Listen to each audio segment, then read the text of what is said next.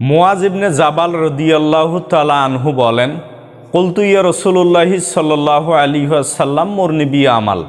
একদা আমি রাসূল সাল্লাল্লাহু আলাইহি ওয়াসাল্লামকে বললাম, আল্লাহর নবী, আপনি আমাকে একটা আমলের কথা বলেন তো। কলা, রাসূল সাল্লাল্লাহু আলাইহি সাল্লাম বললেন, আলাইকা বিসসাওম, তুমি সিয়াম পালন করো। ফাইন্নাহু লা ইদলা লাহু, ইবাদতের জগতে সিয়ামের সমপর্যায়ের কোনো ইবাদত নেই।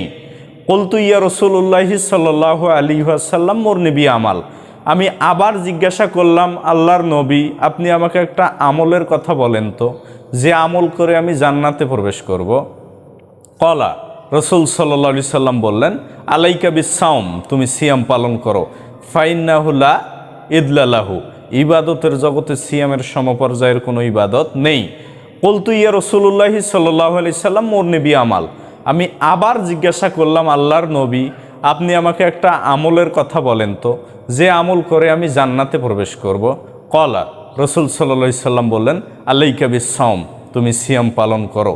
ফাইন্নাহু লা মিসলা লাহু, ইবাদতের জগতে সিয়ামের সমপর্যায়ের কোনো ইবাদত নেই।